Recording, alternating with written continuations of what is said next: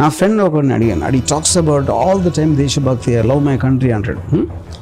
నేను ఇప్పుడు నువ్వు ఒక కన్స్ట్రక్షన్ కంపెనీలో పనిచేస్తున్నావు, నీకు శాలరీ లెట్ అస్ సే ఒక 50,000 రూపీస్ వస్తుంది.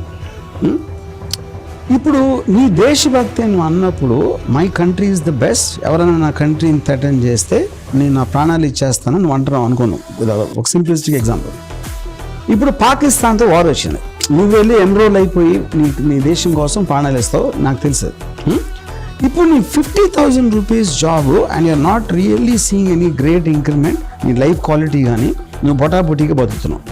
సడన్గా పాకిస్తాన్లో ఒకడు నీకు 10 లక్షలు ఆఫర్ ఇచ్చాడు అనుకో, ఏది జాబ్, ఇదే ఏం చేస్తున్నావో నీ స్పెషాలిటీ. నేను I'm only talking about hypothetical situation because I want to establish where it is coming from your దేశభక్తి. నీ లైఫ్ స్టైలు, నీ క్వాలిటీ, నీ పక్కన వాళ్ళందరూ ఇక్కడ కన్నా ఎక్కువ వాల్యూ ఇచ్చే ఒక కంట్రీ, పాకిస్తాన్ వదిలే, అమెరికా అనుకోండి, ఇంకో కంట్రీ అనుకోండి, ఏదన్నా అనుకోండి, అప్పుడు ఇండియాని వదిలేసి వెళ్ళిపోతావా అని అడిగితే he couldn't reply because he never questioned why he likes something, you know.